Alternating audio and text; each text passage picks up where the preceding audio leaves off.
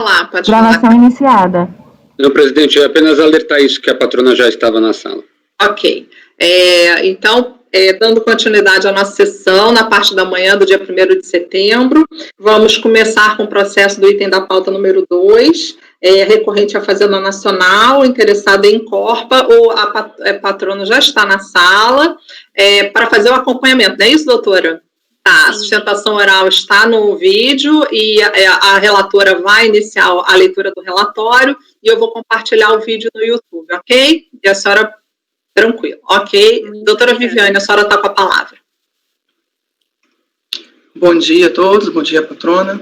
Aqui estamos tratando do recurso especial da Fazenda Nacional, interposto por sua Procuradoria, faço do acórdão 1201-00216, que a primeira turma da segunda Câmara, primeira sessão, decidiu, por unanimidade de votos, acolher a preliminar de decadência apenas em relação às exigências referentes ao mês de janeiro de 96, e no mérito de negar provimento ao recurso voluntário. Aqui transcrevo a ementa, fala em relação à questão da compensação de prejuízos fiscais, base negativa, constitucionalidade, legalidade, e a questão da decadência. Multa de ofício, juros de mora. Então, a auto de infração aponta que o contribuinte, que apurava o lucro mensalmente, compensou integralmente o prejuízo fiscal base negativa dos meses de janeiro e dezembro de 96. Como o lançamento foi notificado a ele em 21 de dezembro de 2001, entendeu a turma ordinária do CARF por acolher a preliminar de decadência apenas em relação às exigências referentes ao mês de janeiro de 96, vez que nesta data já haviam se passado mais de 5 anos da ocorrência do fato gerador em relação aos tributos, RPJ e contribuição social, que deixaram de ser pagos em razão da compensação em excesso ocorrida em janeiro de 96. Cientificada, a Fazenda Nacional, por sua Procuradoria, apresentou recurso especial, que alega a divergência acerca do prazo de decadência.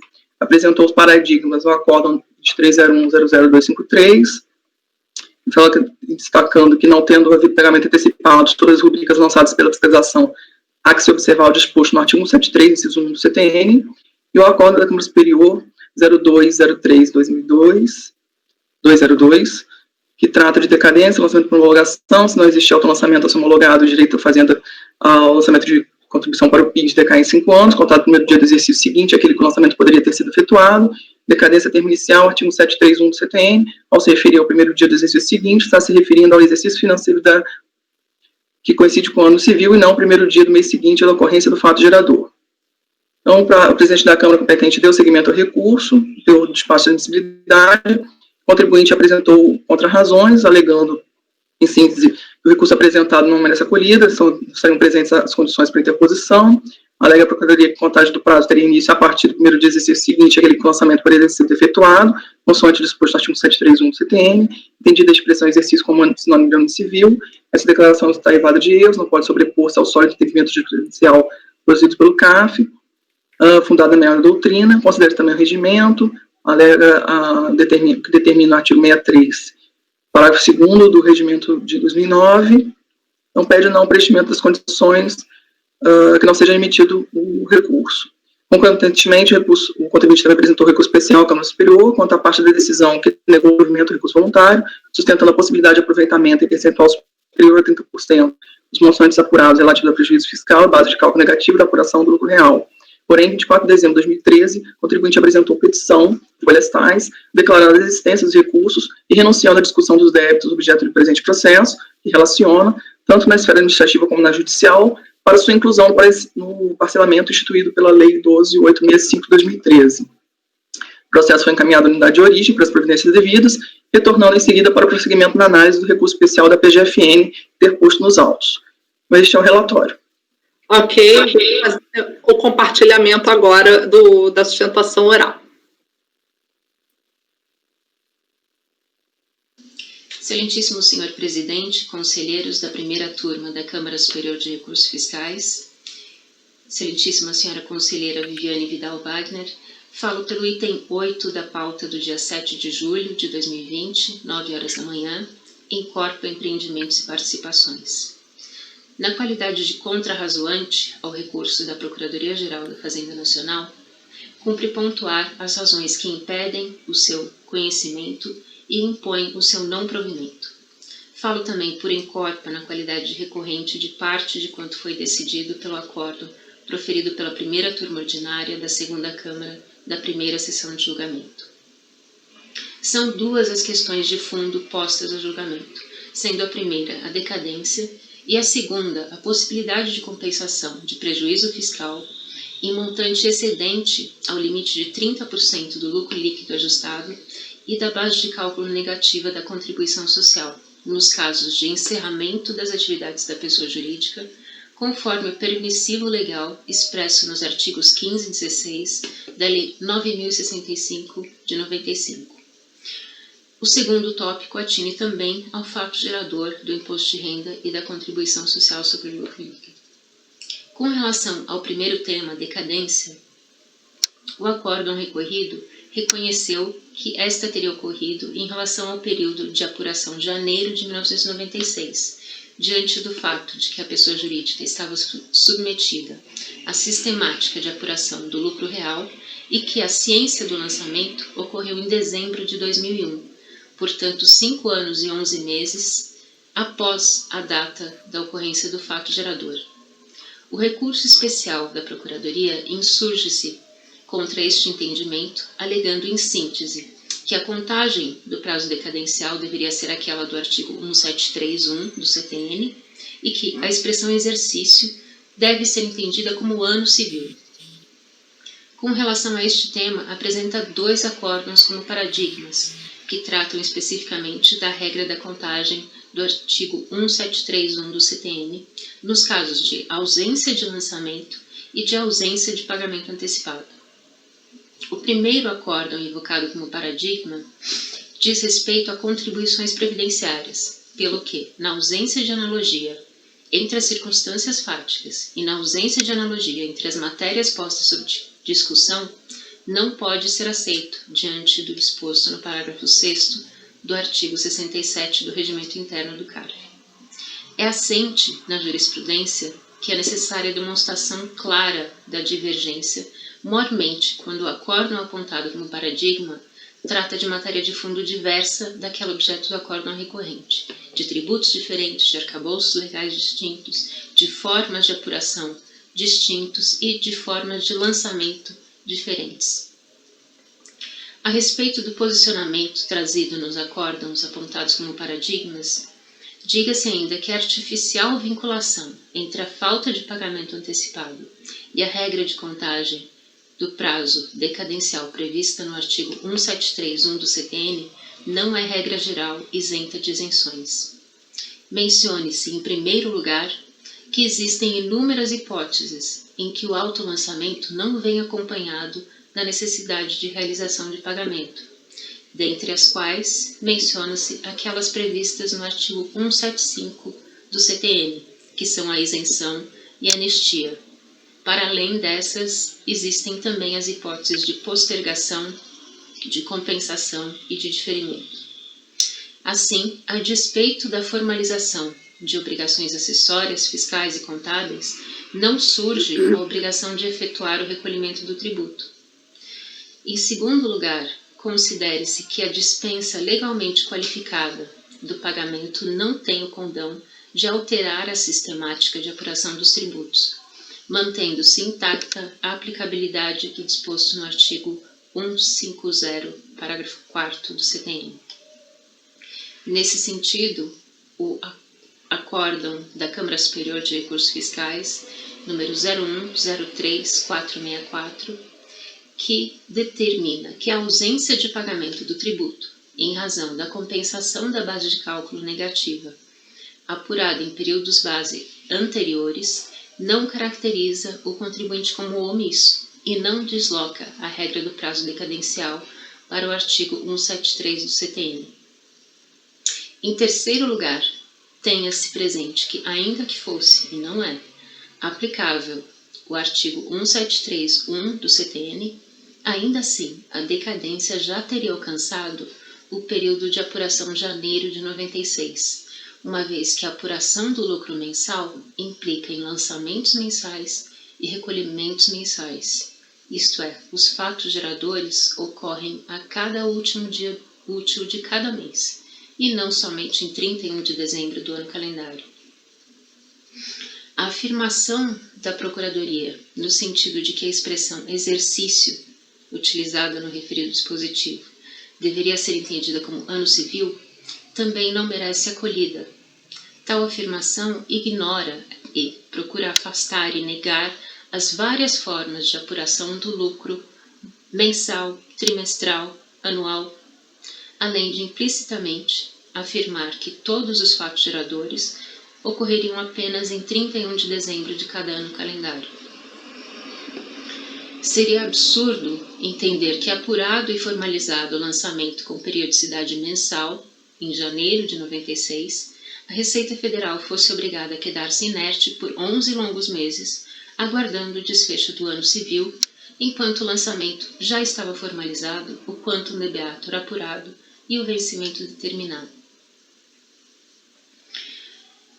Suporta o entendimento da recorrente o Acórdão 101-94363, ao determinar que, nos tributos sujeitos ao lançamento por homologação, com o decurso do prazo de 5 anos contados da data da ocorrência do fato gerador mensal ou trimestral, as atividades exercidas pelo sujeito passivo para apurar o resultado tributável está homologado e não cabe revisão de lançamento ou novo lançamento. Da mesma forma, o Acórdão 101-92642, que determina que, tratando-se de lançamento por homologação, do artigo 150 do CTN, o prazo para a Fazenda Pública constituir o crédito tributário decai em 5 anos contados da data do fato gerador. A ausência de recolhimento da prestação não altera a natureza do lançamento, já que o que se homologa é a atividade exercida pelo sujeito passivo. Por todas essas razões é que se impõe o não conhecimento e o não provimento do recurso especial da Procuradoria-Geral da Fazenda Nacional. No que diz respeito ao recurso especial da contribuinte, é necessário destacar de início que existem algumas questões essenciais que não foram objeto de análise pelo acórdão recorrido e que devem ser enfrentadas nesta ocasião, em observância ao princípio da verdade material e por se submeterem ao princípio da revisibilidade dos atos administrativos, bem como ao disposto nas súmulas 346 e 473 do STF, do Parecer Normativo COSIT número 8 de 2014, e no parecer PGFN 591, também de 2014. A primeira questão que não foi analisada e deve ser objeto de análise neste momento corresponde ao aproveitamento dos montantes apurados relativos a prejuízo fiscal e base de cálculo negativa, conforme previsto nos artigos 15 e 16 da Lei 9.065 de 95 e que não foram considerados no lançamento e no acórdão recorrido.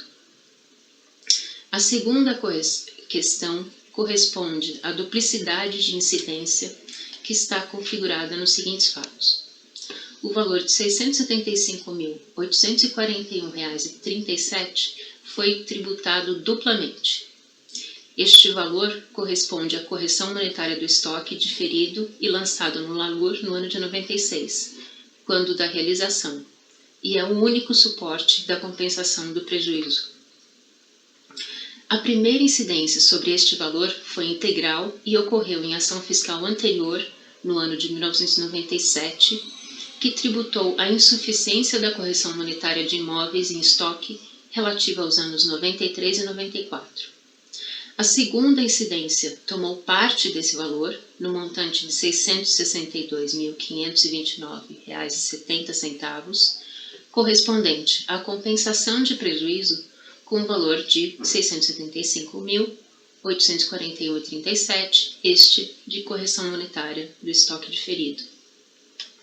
A parcela de R$ 120.656,93 de janeiro de 96 não poderia ser objeto de lançamento, se considerados os prejuízos do ano de 96, os dos anos anteriores e também da inexistência de atividades da empresa nos anos 96 e seguinte. O terceiro ponto que merece destaque e consideração é o fato de que a empresa deixou de operar no ano de 96, mantendo-se inativa até a atualidade, conforme documentos que já foram juntados ao processo, que são as DIPJs dos anos 95 a 2005. Até o momento, continua inativa a empresa. A quarta questão relevante corresponde ao fato de que os documentos anteriormente juntados ao processo, não apreciados nas instâncias anteriores, e que provam o quanto alegado pela contribuinte. Em quinto lugar, é necessário considerar que a manutenção dos lançamentos de que se trata corresponde à artificial criação de um novo fato imponível, não previsto em lei, que seria a incidência do imposto de renda e de contribuição social sobre prejuízo, mormente em face do encerramento das atividades da pessoa jurídica. Peço ainda a sua atenção por alguns momentos para considerar o disposto no artigo 24 da Lei 11.457 de 2007. Essa questão foi objeto de julgamento dos temas repetitivos 269 e 270 do STJ, ficando decidido, naquele órgão em síntese, que, tanto para os requerimentos firmados anteriormente à vigência da Lei 11.457/07, quanto aos pedidos protocolados após o advento do referido diploma legislativo, o prazo aplicável é de 360 dias a partir do protocolo dos pedidos, referindo-se ao prazo fatal para proferimento de decisão final. O processo de que se trata corresponde ao lançamento efetuado em 19 de dezembro de 2001. O julgamento ocorreu 5 anos após a apresentação da impugnação, em janeiro de 2002. O recurso voluntário, por sua vez, apresentado em abril de 2007, teve seu julgamento 4 anos após, em 2011. Em 11 de maio de 2011, foram apresentados o recurso especial de divergência da contribuinte e as contrarrazões ao recurso especial da Procuradoria-Geral, estando o julgamento agendado para esta data. Resumindo, entre a data da impugnação e o julgamento definitivo, transcorreram cerca de 18 anos. Configurado, pois, o fato de ter sido extrapolado e muito o prazo para julgamento dos processos previsto no referido artigo 24 da Lei 11.457. O dispositivo, por ter natureza processual, é aplicável aos processos em tramitação de imediato, seja na esfera judiciária, seja na esfera administrativa. Considera-se ainda que, segundo o artigo 394 do Código Civil, a mora tanto pode ser causada pelo devedor quanto pelo credor, quando deste, em especial, o não cumprimento da obrigação lhe for mais vantajoso, vantagem essa que pode se materializar pelo recebimento de juros. Faço o exposto, tendo em vista de que a partir do 30º/61º dia, após a apresentação da impugnação, a responsabilidade pela mora é da Fazenda Nacional, requer-se que, caso por absurdo, sejam mantidos os lançamentos, não seja computada a incidência de juros a partir desta data.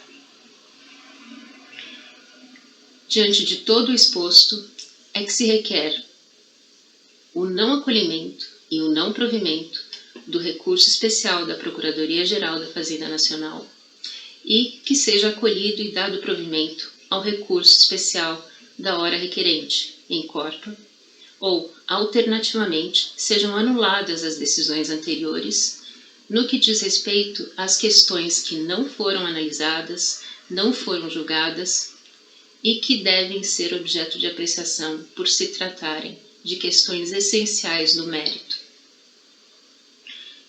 Agradeço a atenção de todos e espero o julgamento. Muito obrigada.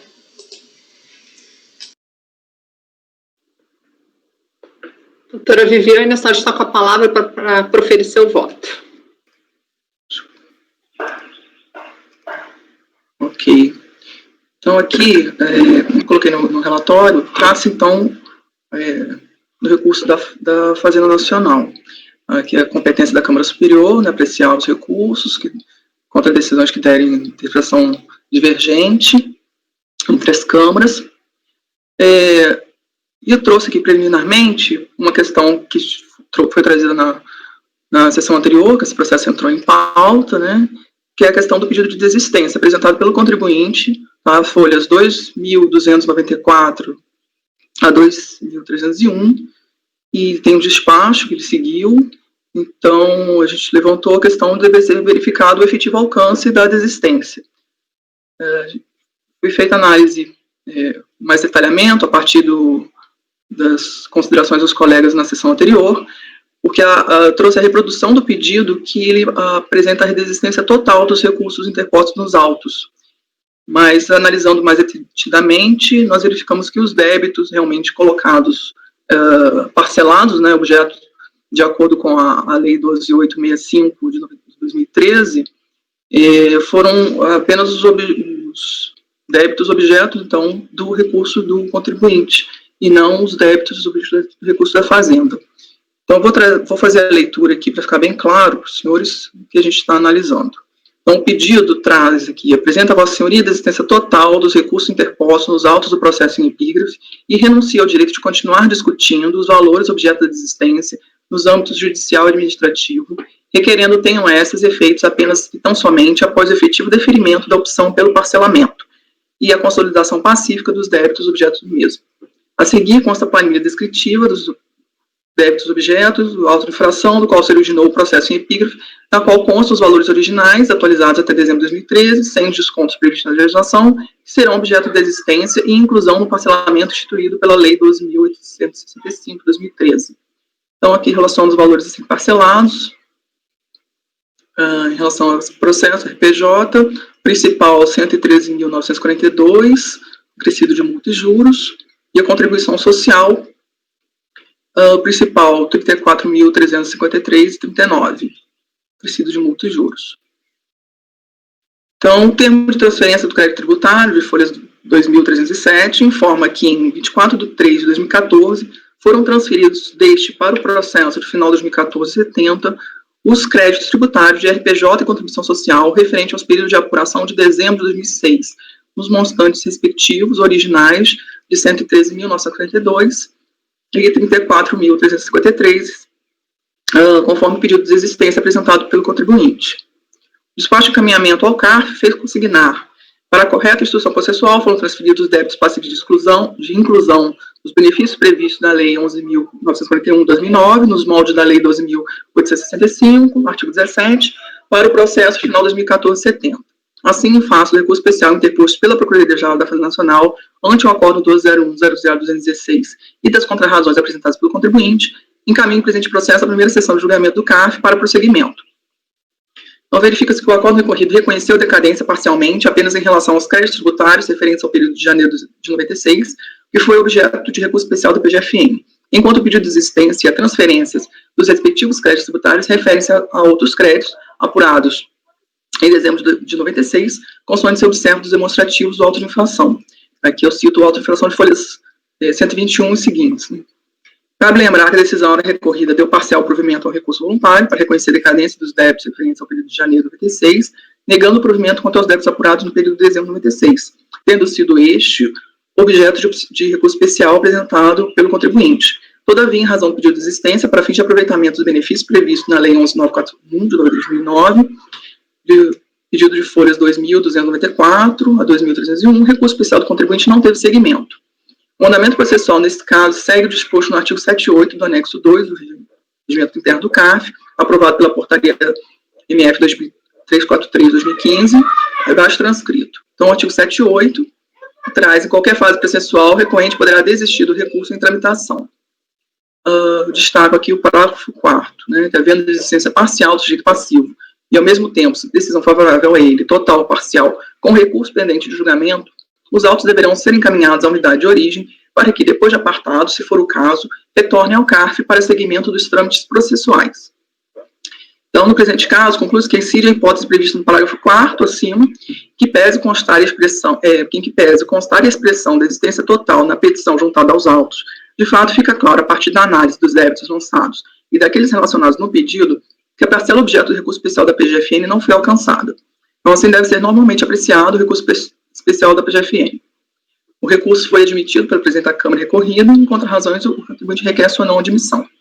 No exame de admissibilidade, restou consignado que, da contraposição dos fundamentos expressos nas emendas, os votos condutores dos acordos, evidencia que a recorrente logrou êxito em comprovar a ocorrência do alegado dissenso jurisprudencial, pois situações fáticas semelhantes chegou-se a conclusões distintas. O voto do relator do acordo recorrido conclui pela contagem do prazo de decadência, pela aplicação do artigo 150, parágrafo 4 do CTN, considerando indiferente a ausência de recolhimento antecipado do tributo.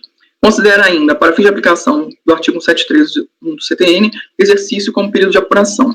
Em sentido inverso, ao entendimento dos acordos paradigmas, qual seja, que se tratando de lançamento de ofício, não havendo recolhimento antecipado do tributo sujeito a lançamento por homologação, o prazo decadencial é contado pela regra do artigo 173, inciso 1 do CTN, bem como o exercício previsto no referido artigo se refere ao exercício financeiro da União, que coincide com o ano civil. Considera sem reparos o exame de admissibilidade. O contribuinte aduz que o recurso não deveria ser conhecido por contrariar sólido entendimento jurisprudencial do CARF, cita a regra que prevê a contrariedade à súmula de jurisprudência do CARF. Falo que regra semelhante encontra-se no atual CARF 2015, seu artigo 67, parágrafo 3º, do anexo 2, de fato prevê a impossibilidade de conhecimento do recurso nos seguintes termos: não cabe recurso de decisão das turmas que adote entendimento de súmula de jurisprudência do CARF, Câmara Superior, ainda que a súmula tenha sido aprovada posteriormente à data de interposição do recurso. O recurso especial de divergência justamente pretende trazer à Câmara Superior julgados contrapostos para fins de uniformização. Quando existe súmula definindo o tema e a decisão aplica a mesma tese definida na súmula, isso não se faria necessário, daí a regra expressa nesse sentido.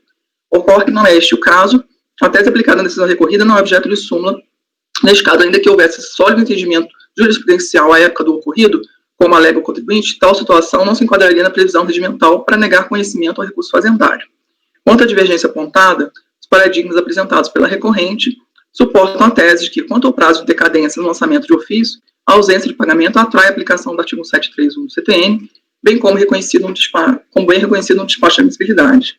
Então, sobre o tema, assim se manifestou o acordo recorrido, trago aqui o trecho que fala da decadência, né, que ele considera, como o recorrente apurava o lucro mensalmente, o lançamento foi notificado em meados de dezembro de 2001, nessa data já tinha passado mais de 5 anos, em relação aos fatos geradores ocorridos em janeiro de 96. Considera que deu a decadência na forma do artigo 150, parágrafo 4º. E continua, né, mesmo para aqueles que contam a decadência pelo 173, a decadência deve ser reconhecida, pois sendo a apuração mensal, o lançamento poderia ocorrer já em fevereiro de 96, portanto, já no primeiro dia do exercício seguinte, isto é, em 1º de março de 96. Iniciou a contagem para a decadencial e terminou em 1º de março de 2006. Incorreta a interpretação de que quando o artigo 173 menciona o exercício seguinte, aquele que o lançamento poderia ter sido efetuado, 1º de março, então, a correta interpretação de que, quanto ao artigo 173 do CTN, menciona o exercício seguinte, aquele em que o lançamento poderia ter sido efetuado, refere-se ao ano seguinte. A noção de exercício aqui referida é a apuração da RPJ de contribuição, que sendo mensal, se renova a cada mês. Então, mesmo se observa em relação aos fatos geradores de dezembro de 96, que ele afasta, né? Então, a decadência em relação a esse período poderia ser até 31 de dezembro de 2001, então, não teria ocorrido a decadência nessa parte. E, de outro lado, considero que a recorrente teve o cuidado de apresentar os dois paradigmas que abarcam todos os fundamentos extraídos do recorrido contra a decadência. Aqui, em relação ao acórdão 2301-00253, sustentando em síntese que, não tendo havido pagamento antecipado sobre as rubricas lançadas pela fiscalização, não há que se observar o disposto no artigo 731 do CTN. Desculpa. Há que se observar o disposto no artigo 731 do CTN. E o acordo da Câmara Superior, decidindo que, se não existir autolançamento a ser homologado, o direito da Fazenda Pública de efetuar o lançamento de contribuição para o PIS decai em 5 anos, contado no primeiro dia do exercício seguinte. O artigo 731 do CTN, ao se referir ao primeiro dia do exercício seguinte, está se referindo ao exercício financeiro da União, que coincide com o ano civil, e não o primeiro dia do mês seguinte da ocorrência do fato gerador. Então, assim, considero que está a divergência devidamente evidenciada, sendo presentes todos os pressupostos recursais, nos termos de despacho de admissibilidade, deve ser conhecido o recurso interposto pela PGFN. Então, esse é o voto contra o conhecimento, presidente. Ok. Alguém tem alguma observação com relação ao conhecimento ou podemos passar para o mérito? Então, vamos passar para o mérito, conselheiro. Vamos em frente. Doutora Lívia, pois não. Mas a senhora não levantou... Tenho observação... Não. É que eu tenho observação quanto ao conhecimento, sim. Eu posso falar? Pode. Tá. é que, no caso, aqui a gente tem fato gerador específico mensal e não recolhimento em razão de apuração de prejuízo fiscal à base negativa. É uma situação bem específica do imposto de renda e da contribuição social, que para alguns pode ser relevante, e os precedentes paradigmas trazidos são relativos a contribuições previdenciárias, INSS e Piscofins, né? Então, que os paradigmas só dizem, não teve recolhimento antecipado, logo aplica um 173.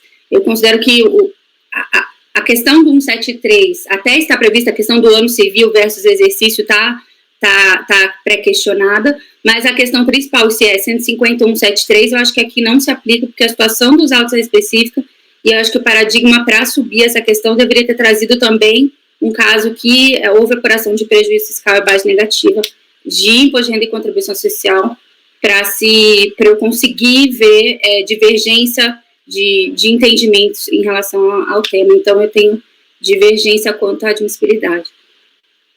Conselheiro Tozelli, por favor, pode falar. Presidente, na TO, sempre no caso de decadência, eu ia no modo piloto automático. Se o tributo estava sujeito a lançamento por homologação, não tem pagamento, já aplicava direto 173.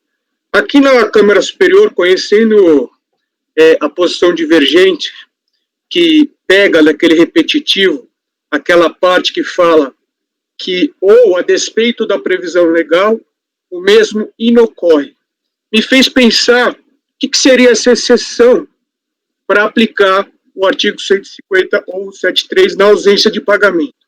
E lendo o repetitivo, realmente, parece que ele dá uma outra situação que me faz pensar no seguinte: quando a lei manda você antecipar o tributo, mas em razão, a despeito de uma outra previsão legal, o mesmo, ou seja, a antecipação do pagamento não ocorre, e no caso de inexistir declaração, ou seja, existindo a declaração, e você não antecipa o tributo por alguma previsão legal daquele mesmo tributo, realmente isso me faz pensar se nessa situação específica se aplica o 73 ou o 150. Então aqui eu estou começando a concordar com a Lívia, que aqui é uma situação fática, que realmente não tem a similitude dos precedentes. Por quê? Porque aqui é um tributo sujeito ao lançamento por homologação, mas por que não houve a antecipação do pagamento? Porque houve a compensação integral do prejuízo e o contribuinte entende, no mérito, que isso poderia ser feito sem respeito à trava, porque era caso de extinção. Então, assim, nesse contexto, nesse primeiro lance de olhar, eu concordo que a situação fática dos precedentes não é a mesma situação fática do acórdão, porque aqui não houve a antecipação do pagamento, porque houve compensação integral de base de cálculo. Então, me parece também, com a conselheira Lívia, que a gente está num caso aqui de ausência de similitude fática. Era só isso que eu queria colocar para debate, presidente. Ok, conselheira Edeli, depois conselheiro Caio. Pois não, conselheira Edeli. Sugeri que a gente já iniciasse a votação do conhecimento, já que tem divergência manifestada. Perfeito. Não sei se o Caio ainda quer debater, né? A minha fala era só essa. Ok. Conselheiro Caio, pois não, pode falar? Obrigado, presidente. Não, acho que como a gente vai entrar em votação, eu vou guardar os meus comentários para o meu voto. Muito obrigado. Ok. Conselheira Edeli, então, como vota no conhecimento? Só queria registrar nessa oportunidade, nessa primeira fala, né, no lugar aqui de que tivemos o André durante todos esses anos, né, a falta dele será enorme, mas tenho certeza ele estará presente em todas as sessões pela grandeza do seu trabalho, pelos votos referenciais que continuarão a ser citados aqui, e só registrar essa homenagem, e aqui, infelizmente, ter que ocupar o lugar dele nessa primeira posição de votação é estar sem ele, né? Essa é a parte ruim, mas só registrar essa homenagem a esse trabalho grandioso que o André fez como grande ser humano, grande auditor, excelente conselheiro, né? Representação aqui nessa primeira turma da Câmara Superior, que vai sempre existir. Nesse caso, passando ao voto do caso concreto, não vejo dificuldade no conhecimento. Coloquei declaração de voto lá na pasta, porque eu havia divergido inicialmente do posicionamento da Viviane, né, em relação à desistência total, então já havia preparado uma declaração de voto. As questões suscitadas pela Lívia e pelo Tozello, elas não me parecem relevantes para afastar o conhecimento, porque até concordaria que poderiam ser relevantes se essas questões tivessem sido trazidas no voto do recorrido, essas circunstâncias fáticas específicas tivessem sido adotadas como fundamento de decisão no recorrido. O recorrido simplesmente fala que aplica-se aqui a regra dos 150 e nem cogita da existência ou não de pagamento. Então, diante dessa abordagem do recorrido e frente ao paradigma, eu analisei apenas um, para mim foi suficiente na declaração de voto 0203-202. Ele demanda a existência de pagamento para aplicação do 150 e também direciona a regra do 173, desloca a contagem para o primeiro dia do ano civil seguinte, aquele que o lançamento poderia ter sido efetuado. Então, como não vejo nenhuma complexidade diferenciada no recorrido, que simplesmente aplica o 150, possivelmente em virtude, ele nem declara isso, né, mas o que a gente sabe é que naquela época era aplicado 150 pelo regime por ser um tributo sujeito a regime de homologação. Então, esse entendimento geral, nesse perfil, ele aplica o 150, e eu não vejo essa diferenciação. A única coisa que esse recorrido tem de diferente é que ele diz, ainda que fosse 173, tem a questão da regra do ano civil, e isso também está enfrentado no paradigma, então eu sou pelo conhecimento. Bom, relator. Ok, conselheira Lívia, como vota? Eu já adiantei, né, essa questão eu vejo pelos paradigmas, eu olho os paradigmas e vejo se eles são capazes de reformar o entendimento do recorrido. Como os paradigmas, eu não sei o que os paradigmas diriam se estivessem diante de uma situação de prejuízo fiscal, porque eles aplicam a binariedade, não teve pagamento, vou aplicar um 73, eu considero que eles não conseguem alterar o julgamento do caso dos autos. Eu não vou até o raciocínio do recorrido, mas por isso que a minha divergência, então, com relação ao conhecimento da fala da doutora Ideli, compreendo que é um jeito de se entender, eu só vejo por esse outro prisma e por isso não consigo ver os paradigmas reformando o caso dos autos, por isso que eu acho que não há divergência jurisprudencial. Então, eu divido quanto ao conhecimento da questão do prazo decadencial especificamente, né? A outra questão, eu compreendo que são duas questões a serem discutidas aqui, a primeira, que é prejudicial, a segunda eu não conheço, então eu não conheço o recurso especial. Então, a senhora abre divergência com relação ao conhecimento. É isso, doutora Lívia? Muito bem. Doutora Amélia, como vota? Eu também acho que essa questão do 150 e do 173, então eu acompanho a relatora. Doutor Fernando, como vota? Eu entendo também que essa questão levantada pela conselheira Lívia, talvez ela seja importante no mérito, mas como não foi abordada nem no recorrido e tampouco nos paradigmas, eu acompanho a relatora também. Perfeito. Doutor Tozelli, como vota? Eu também sou um pouco mais rigoroso no conhecimento, porque eu acho que tem que ter uma similitude fática, e aqui eu não tenho a convicção de que os paradigmas reformariam o recorrido. E como eu adoto essa premissa para fins de conhecimento, eu acompanho a divergência. Ok. Eu acompanho a relatora, então foi por maioria, recurso... Faltou o Caio. Desculpa, doutor Caio, olha, eu estou com o caminhão de lixo aqui fora. Doutor Caio, como vota? Desculpa. Imagina, presidente. Eu entendo que a questão da similitude fática, ela está intimamente ligado ao ratio decidente que foi adotado. Então, muitas vezes a gente tem um arcabouço fático muito rico, mas para o relator da decisão, N desses detalhes dessa riqueza foram irrelevantes, e ele aplicou um ratio decidente, vamos por assim, mais genérico, que eu entendo que é exatamente o que acontece nesse caso. Então, ainda que eu concorde com a doutora Lívia, o doutor Toselli, que pode, né, para um determinado julgador ter relevância e também para outro não pode ter, né? Esta questão do aproveitamento do prejuízo, na questão da trava, que inclusive é uma matéria extra-decadência, né? No caso, ela foi absolutamente irrelevante no ratio decidente, então o que autoriza a parte recorrente a também trazer uma decisão que, ainda que tenha diferença fática, apenas a questão da decadência, ela se encontra. Então, por isso que eu acompanho a relatora, presidente. Perfeito, doutor Caio. Eu também acompanho a relatora, então foi conhecido por maioria, vencidos os conselheiros Lívia e Toselli. Vamos passar para o mérito, então. Conselheira, está com a palavra. Voltou o microfone. Então, aqui, quanto ao mérito do recurso especial do PGFN, ataca a decisão que acolheu o preliminar de decadência, parcialmente.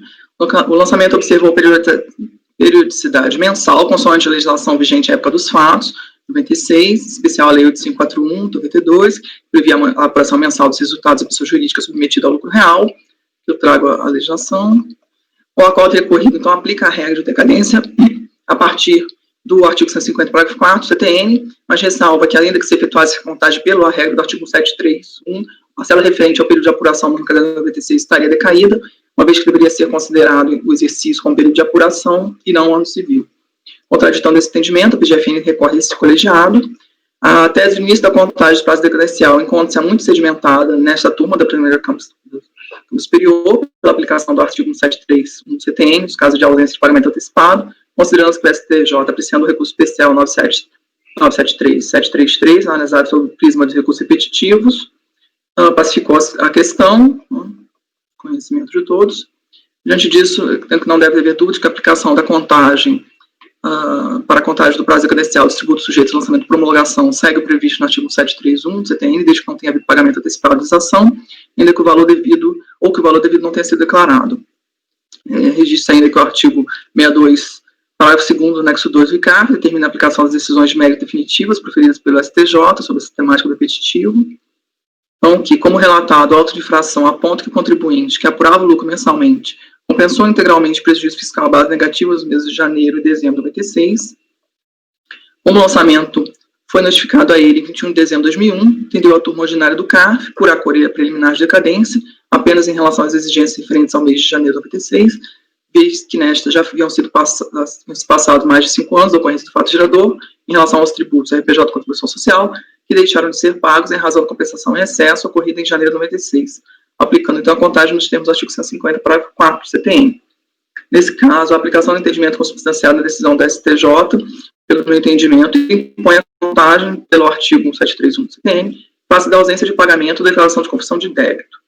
Aqui eu considero que essa questão da compensação não influencia no caso, porque não estaria enquadrada nos requisitos para a aplicação do artigo 150. Então, o ponto que permanece para ser solucionado seria o argumento subsidiário, contido no voto condutor, e objeto também de recurso, referente ao termo inicial da contagem. O caso peculiar, no caso, é que, em relação à apuração da RPJ de contribuição social, os fatos geradores na calendário 96 eram apurados mensalmente.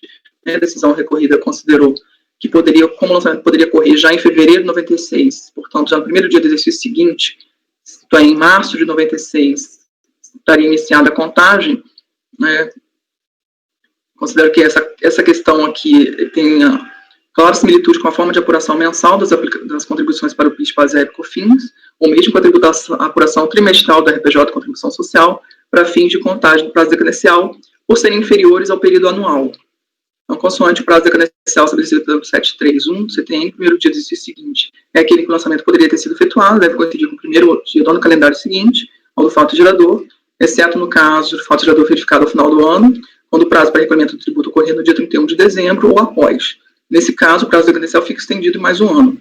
Essa regra não muda mesmo nas hipóteses de tributação mensal ou trimestral, até desde que o exercício referido pelo artigo 731 do CTN não equivaleria a ano civil ou ano calendário, mas a período de apuração do fato gerador não merece prosperar, Então, a interpretação sequer tem sido cogitada em julgados mais recentes da Câmara Superior.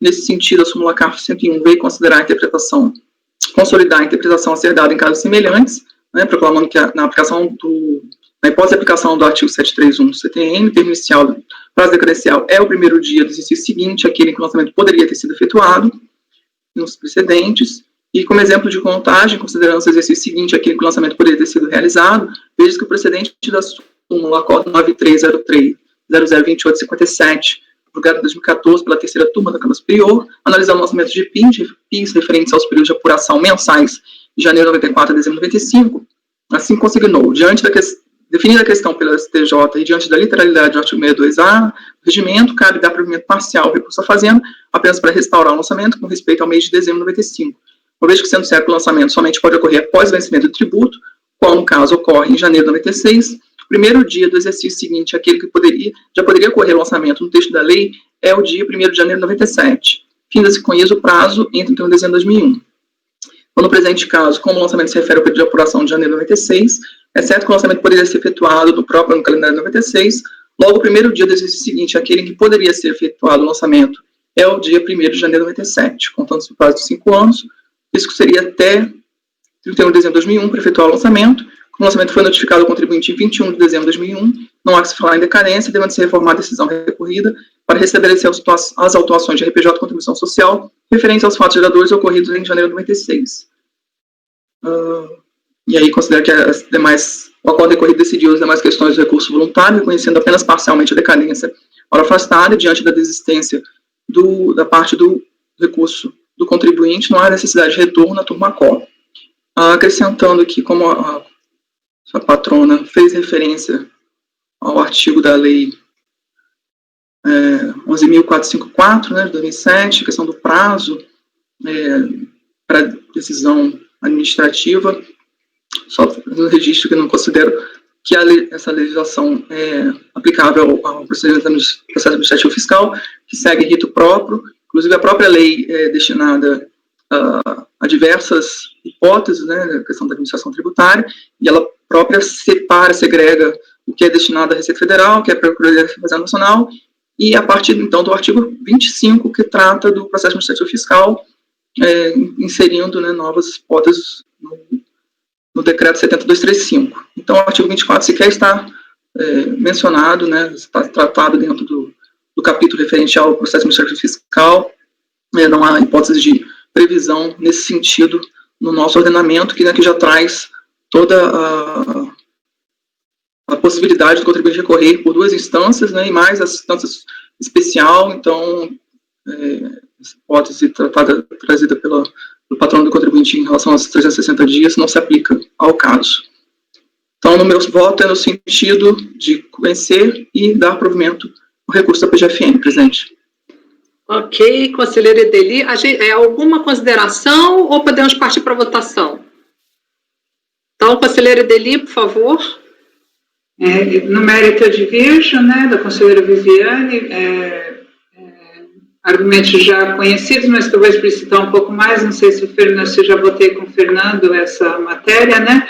Aqui o caso é de contribuinte que apresentou da IPJ, informando a apuração de lucro e compensando integralmente prejuízo. Então, é diferente do caso que nós julgamos na sessão passada, em que ele informava a apuração de prejuízo. Aqui ele informou lucro, compensou integralmente prejuízo, a fiscalização revisou essa declaração, manteve a opção da contribuinte pelo lucro real, e nessas circunstâncias, né, já está aí na declaração de voto, eu entendo que a decisão irrepetitiva, ela permite que a gente construa outras hipóteses, outras condutas passíveis de homologação, não é só o pagamento e a declaração constitutiva de crédito tributário. Então, entendo que a DIPJ apresentada e respeitada como forma de apuração pela fiscalização, que ela é conduta hábil a atrair a aplicação do 150, parágrafo 4º,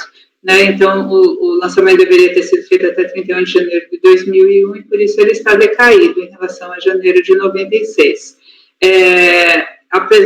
Em relação às questões subsidiárias, concordo com a relatora que não há necessidade de retorno. todos os argumentos que a contribuinte trouxe agora em sustentação oral, eles estavam no recurso voluntário, eles não foram apreciados no acórdão recorrido, não há nenhuma justificativa para não apreciar esses argumentos que afetariam janeiro e dezembro de 96, e a contribuinte deixou de embargar o acórdão recorrido. Então, determinar o retorno agora para a apreciação dessas questões seria suprir a falha processual do contribuinte de não ter embargado o acórdão recorrido. Ela ingressou diretamente com recurso especial e, ao final, desistiu desse recurso especial.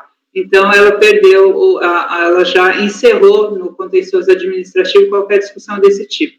Eu, inclusive, até teria dúvida se teria que apreciar essa arguição da 11.457, porque como a própria patrona apresentou em sustentação oral, a circunstância agora alegada já estava presente desde o recurso voluntário, dado o tempo de julgamento da primeira e da segunda instância. E essa questão não foi arguída em recurso voluntário e estamos em instância especial, né, de cognição restrita. Então, eu adotaria no mérito o mesmo entendimento da relatora, mas eu acho que, na verdade, a gente não deveria apreciar essa questão, porque ela não é direito novo e não poderia ser trazida como matéria de ordem pública, né, inclusive que a situação já tinha se verificado antes.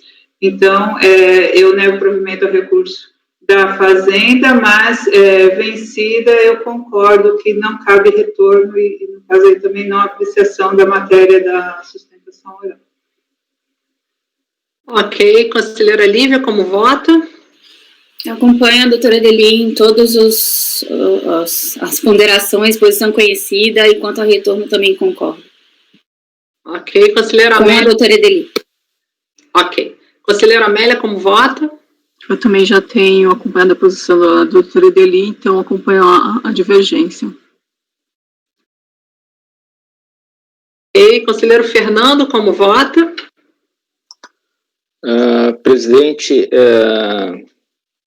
realmente, né, analisando aí, eu não tinha, lá no colegiado a gente nunca chegou a apreciar sobre essa questão, esse argumento da conselheira Edeli, no sentido de que o próprio repetitivo do STJ fala na questão do pagamento quando houver exigência da lei, né, e nesse caso, tendo o contribuinte certo ou errado, né, compensado 100% do lucro oferido com prejuízos de períodos anteriores, ele entendeu não ser necessário fazer o pagamento do tributo, né, mas como isso já estava declarado e era passível, né, a decadência, na verdade, essa questão é só o fato do momento que o fisco tem conhecimento que o contribuinte estava operando naquele momento, e é suficiente a entrega da DIPJ aí com essas informações. Eu vou passar a adotar o entendimento proferido pela conselheira Edeli, então eu voto com a divergência também. Ok. Conselheiro Toselli, como vota? Mérito? Como eu fui vencido já no conhecimento, o mérito, na verdade, de novo, eu sempre reitero que eu aplicava isso no modo piloto automático, não via circunstâncias por trás da apuração do tributo. E nesse meio tempo, eu fui ler o repetitivo, porque a redação que fica na ementa dá a entender que se o contribuinte faz uma declaração, e aquela declaração está apurando tributo, e aquilo foi revisado, e daquilo surgiu o auto de infração, atrairia o 150, parágrafo 4º. Mas pelo repetitivo, que é o 973.733, ele faz remissão a um precedente anterior do STJ, que trata de 5 regras de decadência, e nenhuma delas fala, quando ele se reporta a declaração, que aí que está a grande dificuldade para quem lê a ementa desse repetitivo que a gente se vale, mas se você for ver na origem, essa declaração era aquelas notificações que o fisco enviava para os contribuintes no âmbito previdenciário, acerca da notificação do débito. Então, era isso o critério decisivo para fins de aplicação 73 ou 150. Quando existia essa declaração, essa notificação, atrairia o 73. Quando não existia essa notificação, atrairia o 150, parágrafo 4º. Então, assim, concordo que, lendo só a ementa do repetitivo, pode dar a entender que o 150, parágrafo 4º, além do fato de antecipação do pagamento, também poderia ser aplicado quando o contribuinte apresenta a declaração prévia e não age com fraude ou dolo.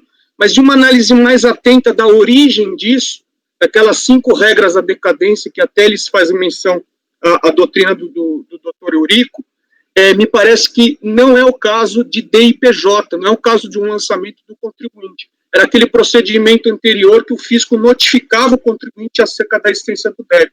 Então, eu concordo aqui com o entendimento da relatora, que, analisando com mais atenção o próprio repetitivo, para IRPJ e CSLL, que são tributos sujeitos ao lançamento por homologação, o único critério que vai atrair os 150 é a existência do pagamento antecipado. E aqui, na ausência do pagamento antecipado, ainda que o contribuinte dê uma interpretação da lei e compensou integralmente sem base, aqui eu me apego ao repetitivo. Eu estou vinculado ao repetitivo. Então, por mais que eu concorde com o procedimento adotado pelo contribuinte, que seria mais justo também atrair o 150 parágrafo 4º, o repetitivo me faz chegar na mesma conclusão que a relatora, e é por isso que eu acompanho, presidente. Ok, conselheiro Caio, como vota? Acho que da mesma forma que o conselheiro Toselli, na última sessão, foi trazido um processo que tratou da apuração de prejuízo pelo contribuinte. E o contribuinte, naturalmente, apurado o prejuízo, ele oferta apenas a DIPJ, não havendo outra obrigação legal de constituição ou de recolhimento. Então, exatamente com base nisso, eu acredito que, assim como o conselheiro Toselli, naquele caso a gente já registrou a nossa reflexão, né, e acompanhamos a conselheira Edeli. Então, nesse caso específico, eu vou manter a minha posição antiga, no sentido de que eu entendo que é uma pequena diferença, porque no outro caso existe uma diferença do tributo apurado e a forma com a qual você salda o tributo devido. Ok? Eu entendo que nesse caso o contribuinte ele chegou a apurar o tributo devido e ele manejou uma compensação integral, no sentido de ele saldou uma manobra creditícia. Eu ainda não consigo enxergar nesse caso a atração da regra do 150, diferente de quando o contribuinte não apura tributo. Porque sempre vai haver a questão, é como se em uma omissão de receitas, o contribuinte entendesse que, olha, não, eu não ofereci porque eu achava que esses recebimentos são juros, minha atividade é industrial, eu não vou tributar minhas receitas financeiras no lucro presumido. Então, naturalmente, sempre vai existir motivo para não saldar. Então, eu acompanho a relatora nesse caso, mas faço a ressalva da reflexão, inclusive com os elementos trazidos pelo conselheiro Toselli. Ok? Ok, conselheiro Caio, eu também acompanho a relatora, então ficamos por determinação legal do 19E, da Lei 13988, a tese vencedora é a do contribuinte, então a divergência da doutora Edeli, né, acompanhada pela doutora Lívia, doutor Fernando, a doutora Amélia, doutor Fernando, é a vencedora, negado então provimento ao recurso, e vencidos a relatora, o conselheiro Toselli, o conselheiro Caio e eu, ok? A doutora Edeli, a senhora faz o voto vencedor? Ok? Então, tá ótimo. Passando, então, obrigada, doutora, tenha um bom dia. Tudo de bom. Obrigada a todos. Obrigada pela participação. Tchau, tchau. Continuando, item 1 da pauta, voltamos a esse, o doutor Fernando vota também, uma vista do conselheiro André, a relatora Amélia, né, a construtora Marins, a recorrente à Fazenda Nacional, a relatora votou por conhecer parcialmente do recurso, no mérito dar provimento. Não houve votação nem no conhecimento nem no mérito, relatora, em função da nova composição do colegiado, com a presença do doutor Fernando aí como suplente, a senhora pode relatar, por favor, a senhora está com a palavra. A patrona ainda não saiu, vamos só aguardar Eu não sei como é que eu saio, eu estou tentando... É só desligar o vermelhinho, apertar o vermelhinho, um telefonezinho, pronto. Então, ótimo, vamos em frente. Conselheira Amélia, a senhora está com a palavra. Bom, é um recurso especial da Fazenda Nacional. contra um acordo em que foi negado o provimento de recurso de ofício por unanimidade e dado parcial provimento de recurso voluntário por unanimidade de votos, para acatar preliminar de decadência com relação ao no calendário de 99 e no mérito afastar as multas de ofício e as multas isoladas, considerar suspensa a exigibilidade do crédito até o trânsito em julgado da ação rescisória, manter a exigência de juros de mora e negar provimentos demais, com relação às demais matérias. Houve uma interposição de embargos de declaração pela PGFN, em que foi acolhido parcialmente e ratificado o acordo no que toca aos argumentos sobre a multa isolada e reafirmar os demais termos. Então, inconformada, a PGFN interpôs o recurso especial, alegando divergências jurisprudenciais com relação à contagem do prazo decadencial previsto no inciso 1º do artigo 173, e o segundo ponto, julgamento extra-petita no tocante à exclusão das multas de ofício. Em despacho de admissibilidade, o recurso ele foi admitido, trago aqui a colação, as razões da admissão. Houve contrarrazões do contribuinte, onde ele pugnou pela inadmissibilidade contou item 2, diante da ausência de demonstração de eventual divergência de forma analítica, e no mérito pela manutenção do acordo recorrido. Houve também interposição de recurso especial pela contribuinte, alegando divergências jurisprudencial com relação ao tratamento atribuído ao crédito tributário discutido em ação rescisória pendente de julgamento. Porém, despacho de admissibilidade foi negado o seguimento. Houve agravo também, mas que também foi negado o seguimento. Passo, então, ao voto. Em síntese, tratou-se de um auto de infração de CSLL não recolhida nos anos calendários de 94 a 2000 e 2002, sob a alegação de que a empresa encontrava-se amparada por uma decisão judicial. O contribuinte é associado ao Sindicato da Indústria de Construção Pesada do Estado de Minas, e nos autos do mandado de segurança, o TRF reconheceu a inconstitucionalidade da Lei 7689 de 88 e exonerou os associados do referido sindicato, o recolhimento da CSLL instituída pela referida lei. A decisão foi confirmada em sede de apelação e transitou em julgado. Mesmo com o trânsito em julgado, os associados continuaram a ser cobrados pela CSLL sob o argumento de que as leis posteriores editadas teriam disposto integralmente sobre a CSLL, criando um novo suporte de validade. Inconformado, o sindicato propôs um novo mandado de segurança, em que requereu que a autoridade se abstivesse de exigir a CSLL das associadas e emitisse certidão negativa de débitos. A segurança foi concedida e a sentença foi confirmada pelo TRF, que negou o provimento ao apelo da União. Essa decisão transitou em julgado em 99, sem que a União tenha oposto embargo de declaração. Em 2001, a União propôs ação rescisória, que até o momento em que os autos de infração foram lavrados não havia sido julgado. A DRJ considerou o lançamento parcialmente procedente, afastando a decadência os períodos de 94 a 98. E a turma qual afastou também o ano calendário de 99. No que toca à decadência, importa repisar que, conforme entendeu o egrégio STJ, nos casos de tributo sujeito a lançamento por homologação, existir o pagamento antecipado, aplica-se o prazo decadencial do artigo 731. E aqui segue as razões, né? Então, com relação ao conhecimento, não há nenhuma ressalva por parte do contribuinte com relação à decadência, porém, com relação ao julgamento do extra-petita, sim. O acórdão paradigma apresentado é o 201.80.714 e o 0201.896. Trago aqui as emendas à colação. O recurso especial da PGFN, nesse ponto, explicita que o acordo recorrido julgou de forma extra-petita ao decidir acerca de matéria não ventilada no recurso voluntário, quando afastou as multas de ofício. Assim, o acordo recorrido decidiu. No caso presente, o crédito tributário foi concedido somente após a decisão final e depois de transitado em julgado. A situação é, portanto, um pouco diferente daquela analisada pela STJ, mas comporta uma solução semelhante. O sistema jurídico não dispõe de uma norma específica que trate de situações como que julgamos agora. Todavia, parece-me que não afronta o sistema jurídico em seus princípios o lançamento destinado a prevenir a decadência, nos casos em que exemplos de quando o contribuinte obtém tutelas provisórias para a suspensão do crédito tributário, o contribuinte obtém uma decisão definitiva sujeita a uma ação rescisória já interposta.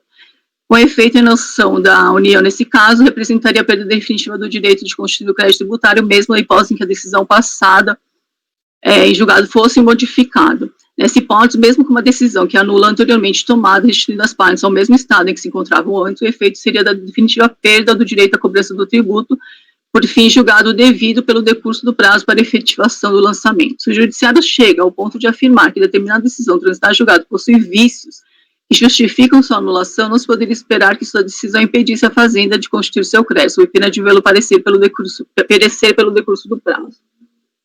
Caso não agisse nesse contexto, parece plenamente cabível a constituição do crédito com a finalidade exclusiva para prevenir a decadência.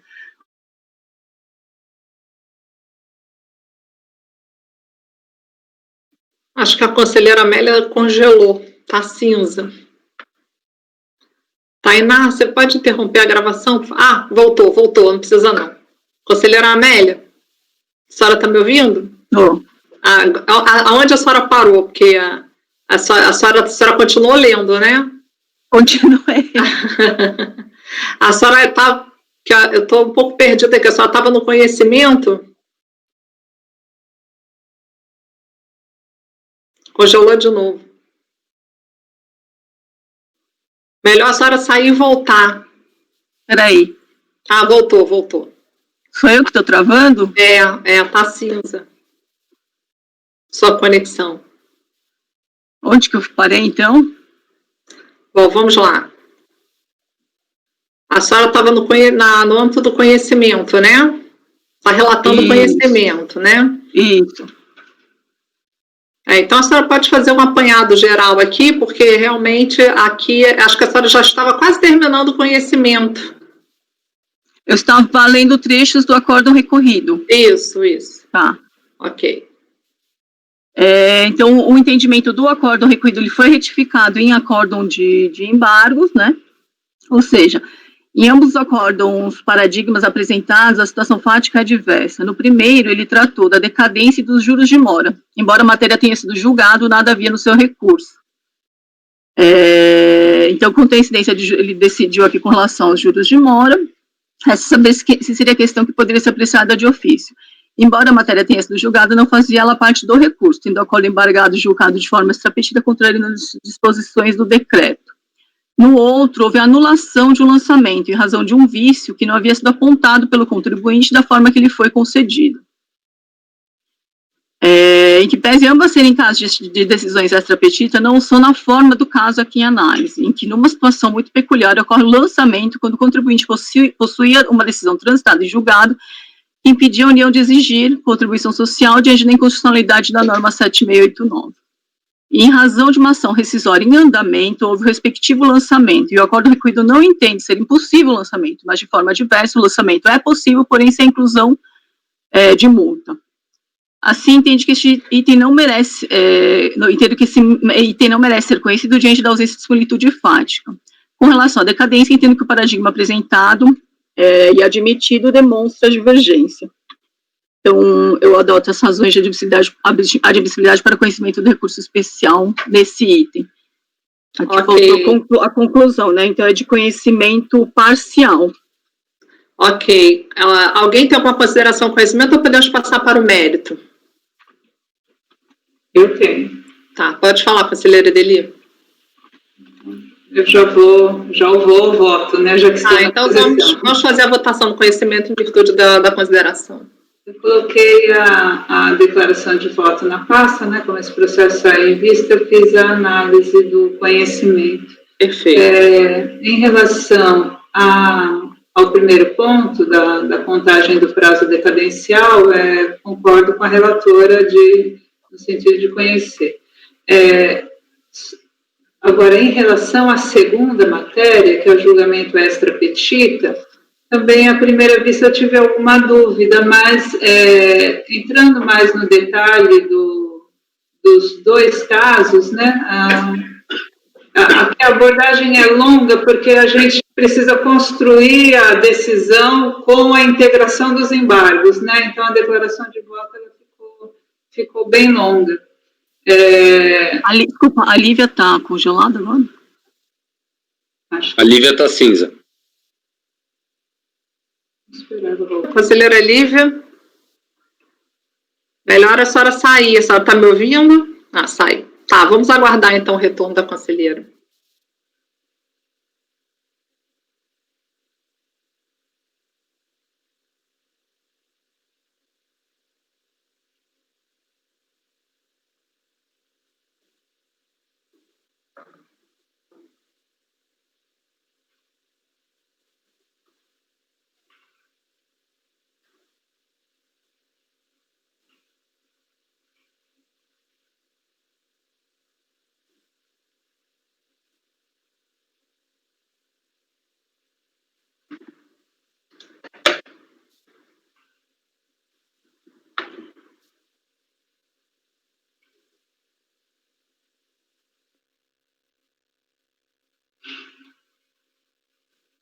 Aproveitando para sugerir a Amélia, aqui você disse que vai incluir uma conclusão, né? Mas se você levasse esse último parágrafo do seu conhecimento dessa forma para junto do parágrafo anterior com relação à decadência, acho que ficaria mais claro que você está adotando as razões do presidente só para a matéria da decadência. Conselheira Lívia retornou. Está me ouvindo, conselheira? Tudo certo? Tá. Eu queria só não ouvir o finalzinho da fala da doutora Adeli. A doutora Adeli começou a relatar a declaração de voto dela, que ela trouxe no conhecimento da doutora Amélia, sendo que ela só agora, enquanto a senhora saiu e voltou, ela fez uma observação para a conselheira Amélia clarificar melhor a posição dela própria, tá? Independente da declaração de voto que a doutora Adeli vai passar a relatar agora. Então, na página 3, eu concluo que está caracterizado o dissídio em relação ao termo inicial de contagem na regra do 173 e passo ao segundo ponto, que é onde reside a minha divergência. O acordo recorrido teria incorrido em julgamento extrapetido, uma vez que decidiu, além dos termos do pedido formulado pelo sujeito passivo, por tratar de matéria que não foi objeto de nenhuma das manifestações nos autos. Essa é a alegação da Procuradoria. Ela já havia alegado isso em embargos, transcrevo aí a argumentação da PFN em embargos, e a resposta, né, desses embargos foi no sentido de que, como a contribuinte havia arguído a impossibilidade de lançamento, então o colegiado entendeu que nessa arguição estava incluída também a discussão acerca do cabimento da multa de ofício. Então, o colegiado concluiu que a aplicação da multa proporcional era matéria litigiosa em razão dos questionamentos da contribuinte acerca do lançamento de crédito tributário objeto de discussão judicial. E aí, quando eu vou para o paradigma 201807114, houve também embargos de declaração lá e o colegiado entendeu que tinha de excluir as matérias decadência e juros de mora, decadência porque realmente nem houve, ela foi para a ementa e não havia sido discutido no processo, mas juros de mora foi excluído sob o entendimento que não poderia ter sido apreciado porque não foi arguído. E quando eu vou para o acórdão embargado, eu vejo que a discussão ali também era de lançamento em matéria discutida judicialmente. E houve, inclusive, a arguição de que não poderia ser feito o lançamento e o colegiado lá, a 201, a Câmara 201, ela afirmou a possibilidade de lançamento com base no artigo 63 e uma vez afastado os juros de mora e a Procuradoria embargando essa decisão por ser extrapetita, eles entenderam que eles não podiam apreciar os juros de mora, apesar do contribuinte ter arguído a impossibilidade de lançamento de débito discutido judicialmente. Então, o que eu vejo é que, apesar do paradigma 20180-714 ter tratado de juros de mora e o recorrido aqui ter tratado de multa de ofício, apesar de distintos os acréscimos, há similitude suficiente para a caracterização do dissídio jurisprudencial. Enquanto o acordo recorrido exonerou a multa de ofício por entender que o questionamento acerca da possibilidade de lançamento alcançava também o exame da validade dos acréscimos lançados, no paradigma, a exoneração desses acréscimos foi revertida em sede de embargos diante da constatação de que a matéria não havia sido objetivamente questionada em recursos administrativos. Então, eu acho que o fato de ser juros e multa de ofício não é relevante aqui para tornar os acórdãos dessemelhantes e entendo que, com base nesse paradigma, é possível conhecer. O outro paradigma, 0201896, realmente não tem não tem similitude, faço a demonstração aqui. Era questão de poder ou não declarar a nulidade do lançamento se não está arguído, então não é nem questão de matéria especificamente, né? Acho que há especificidades aí que impedem a caracterização do dissídio em relação ao paradigma 02-01896, e é por isso que eu vou abrir divergência para conhecer das duas matérias apresentadas, sendo que essa última, essa segunda, é apenas em relação ao paradigma 201-80-714. Perfeito, doutora Edeli. Doutora Lívia, como vota em relação ao conhecimento? Só mais um segundo. Ok.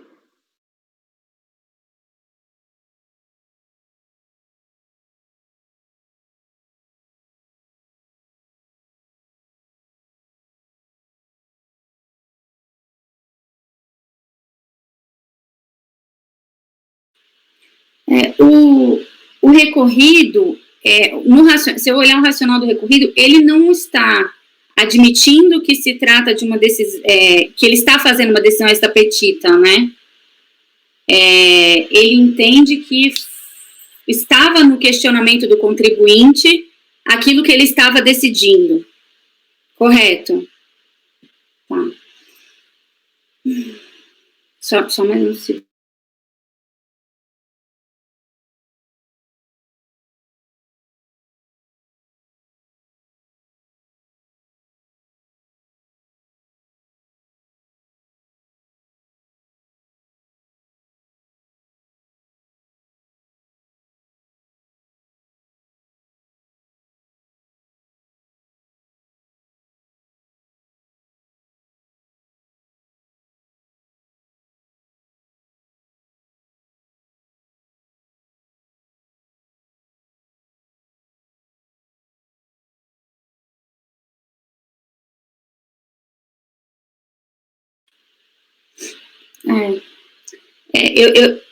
Eu teria uma posição inicialmente de considerar que, de acompanhar a relatora pelas conclusões, porque o paradigma traz, julgamento extra-petita não pode, sendo que o recorrido diz, eu não estou julgando extra-petita, então eu estou com base em fundamentos diferentes, mas o precedente que foi trazido, o 201-80-714, ele integra o recorrido para falar, o recorrido entende que ele não está extra-petita. Se você quer perguntar isso, você tem que opor embargos. Então, de uma certa maneira, ele traz a questão para cá. O recorrido entende, não estou fazendo extra-petita. Aí a Fazenda traz um precedente falando, mesmo que você não entenda, se eu comparar seu racional com a petição, eu precisaria de um embargos. Eu acho que é o mesmo sentido da declaração de voto da doutora Edeli. Então, não, obviamente não fui clara aqui, mas estou acompanhando a doutora Edeli, porque esse 201-80-714 é bem específico, de considerar que seria necessário embargo de declaração, não apresentado embargo de declaração, traz a matéria para julgarmos aqui. Então, eu acompanho a divergência da doutora Edeli. Ok, conselheira Viviane, como vota? Eu acompanho a divergência da conselheira Edeli pelo conhecimento integral também do recurso, das duas matérias. Ok. Conselheiro Fernando, como vota? Eu também acompanho a divergência pelo conhecimento integral. Ok, conselheiro Toselli, como vota? Eu acompanho a relatora, presidente. Conselheiro Caio, como vota? Eu acompanho a divergência pelas conclusões. Eu acompanho a divergência também. Então, foi integralmente conhecido por maioria. Vencida a relatora e o conselheiro Toselli. O conselheiro Caio foi pelas conclusões, certo? Então, para fazer o voto vencedor do conhecimento, vou designar, então, o conselheiro Caio. Não, o conselheiro Caio foi pelas conclusões. Vou designar, então, o conselheiro... Oi? Já está pronto. Tá, então, conselheira Edeli, tá certo. E agora vamos para o mérito.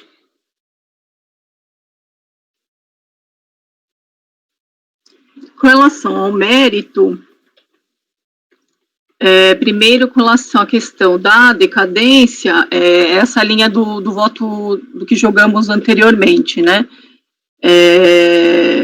O acordo recolhido aplicou a sistemática do STJ, só que, no caso em discussão, tratamos exclusivamente da decadência do ano calendário de 99 e a aplicação do 150, parágrafo 4º, ou artigo 1713. Temos, então, que o acordo recolhido entendeu ser aplicável o 1731 diante da falta de pagamento, porém considerou como o primeiro dia do exercício seguinte àquele em que o lançamento poderia ter sido efetuado como o primeiro dia do exercício seguinte à ocorrência do fato imponível. Assim, ele trouxe, no caso concreto, está assente que para o exercício de 2000 no calendário 99, visto que a data do fato gerador é 31/12/99, o quinquênio decadencial tem seu desacordo fixado no dia 1 de janeiro de 2000, extinguindo-se o direito da Fazenda Nacional constituir o crédito tributário em 1º de janeiro de 2005.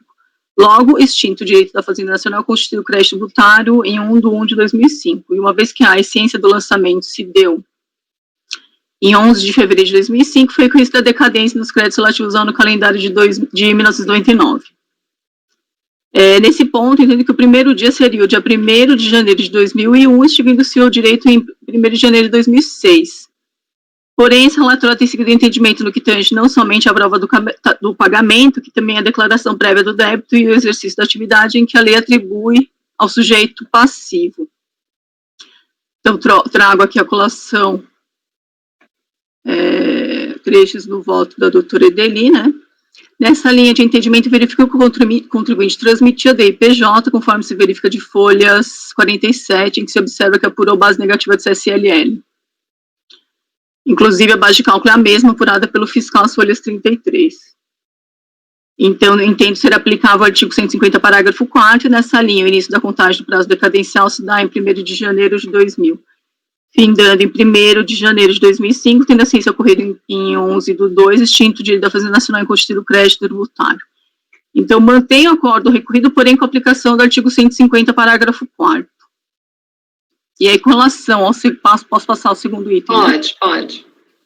É certo que ao julgador cabe decidir dentro dos limites da lide. Entretanto, não vejo como é predito o afastamento da multa de ofício. O recurso especial nesse ponto requer seja decretada a nulidade do acordo recorrido, devendo a mesma se restringir ao limite do requerido em sede de recurso voluntário.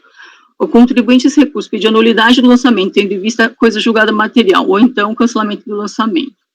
Ora, o acordo recorrido não entendeu ser possível cancelamento ou mesmo a nulidade do lançamento, porém, dentro da situação em que ela ocorreu, já que não houve uma infração, não haveria que se falar em penalidade dentro dos ditames legais, ou seja, após o julgamento da ação rescisória, que se procedente a União poderia exigir o tributo não recolhido. Porém, sem imposição da multa de ofício, por isso a afastou. Seguiu o que determina o artigo 63 da 9430. E assim reforçou também no acordo de embargos, não houve excesso no julgamento. Então, eu mantenho a decisão recorrida. Eu conheço parcialmente, no mérito nego-lhe provimento. É o voto. Ok, conselheira Edeli, como vota? Vou submeter a debate, na verdade, a minha visão diferente do litígio aqui posto. Amélia, a Procuradoria o recurso especial da Procuradoria é para definição do marco inicial na regra do 173, né? Então, ela não está... o acórdão recorrido aplicou o 173 e lá na minha declaração de voto até faço essa construção a partir da resposta dos embargos, né? E do destaque que consta lá no acórdão, no voto condutor do acórdão de recurso voluntário e recurso de ofício, ele aplicou a regra do 173, mas diante daquela redação da ementa do repetitivo, que de fato o STJ só corrigiu depois, ele entendeu que o termo inicial já era o ano calendário subsequente, né, matéria que foi depois objeto da súmula 101, né, que incorporou a interpretação, a correção posterior que o STJ fez para dizer que não é primeiro dia do exercício seguinte a ocorrência do fato imponível, mas sim aquele que o lançamento poderia ser efetuado. Então, para mim, essa discussão na primeira matéria é questão de súmula, apenas, né? Então, o acórdão tem que ser reformado com a aplicação da súmula 101. Independente do meu entendimento pessoal de que nesse caso aqui seria a aplicação do 150, porque havia DIPJ informando a apuração e essa forma de apuração foi respeitada pela fiscalização, eu entendo que isso não foi submetido à nossa apreciação. Já em relação à segunda matéria, acompanho a relatora, entendo que quando o contribuinte argue a impossibilidade de lançamento, porque a discussão, porque o pré-tributário está com a exigibilidade suspensa, ele traz para o colegiado a competência de avaliar toda o lançamento efetuado e o artigo, e como ele vai aplicar o artigo 63 a 9430, né, esse é o dispositivo que regula a exclusão da multa de ofício. Então, concordo com a relatora, não houve julgamento extra-petita. A exclusão da multa de ofício, ela se faz diante da alegação de que o lançamento não poderia ter sido efetuado. Já fiz isso várias vezes. O lançamento pode ser efetuado, sim, mas sem multa de ofício. Entendo que isso não é julgamento extra-petita. Então, não sei se cabe uma discussão melhor aí em relação ao alcance da primeira matéria, mas em relação a essa parte, eu entendo que devo dar provimento ao recurso da Procuradoria por aplicação da súmula 101. Ok. Conselheira Lívia, como vota? Até o despacho, acompanha as observações da conselheira Edeli, até o despacho de admissibilidade, ele coloca a questão como contagem do prazo decadencial previsto no inciso 1 do artigo 173. Então, a gente vai discutir o alcance do inciso 1 do artigo 173, e não se ele se aplicou ou não. Se ele se aplicou ou não, ficou para trás. Então, concordo com essa discussão. Até já julgamos na Câmara Superior o que seria exercício seguinte, se seria exercício seguinte do fato gerador ou do vencimento, tem um voto nesse sentido. Eu analisei os precedentes da súmula 101 para dizer se era fato gerador ou se era vencimento ali, para ver o que a súmula estava dizendo. Então, assim, já discutimos essa questão antes, mas, então, concordo com as observações da conselheira Edeli quanto ao alcance e aplico a súmula 101 nesse caso, por obrigação. A segunda matéria, a senhora acompanha a relatora? Acompanha a relatora. Conselheira Viviane, como vota? Eu acompanho também as considerações da conselheira Edeli, no ponto da decadência, e também na divergência, então, com a conselheira Edeli. A segunda matéria, a senhora acompanha a relatora. Está provimento parcial, então. A segunda matéria, acompanha a relatora, perdão. Ok. Conselheiro Fernando, como vota? Na primeira matéria também acompanho a questão da divergência e na segunda eu acompanho o voto da relatora. Perfeito. Conselheiro Tozelli, como vota? Presidente, eu concordo também que não é objeto do recurso aqui analisado a discussão sobre qual dispositivo aplica, se 150 parágrafo 4 ou 173. A premissa aqui é 173, cabendo ao colegiado definir qual é o termo inicial. Eu acompanho a divergência dele nesse ponto. E quanto ao extra-petita, para mim, multa, o colegiado é livre, ainda que o contribuinte nem alegue, multa para mim, inclusive é matéria de ordem pública, então eu acompanho a relatora. Ok, perfeito. Conselheiro Caio, como vota? Presidente, em relação à primeira matéria, eu concordo com as ponderações da aplicação da súmula CARF número 101, e na segunda matéria acompanho a relatora. Ok, eu também da mesma forma acompanho a divergência da doutora Edeli e na segunda matéria a relatora. Então, foi por maioria dar provimento parcial ao recurso, vencida a relatora e voto vencedor fica com a doutora Edeli. Eu repito o nome da doutora Edeli por várias ocasiões, mas é porque já está pronta e realmente ela tem razão, né? Então, podemos fazer um intervalo agora. Tainá, você pode interromper a gravação, por favor? Retornamos em 10 minutos.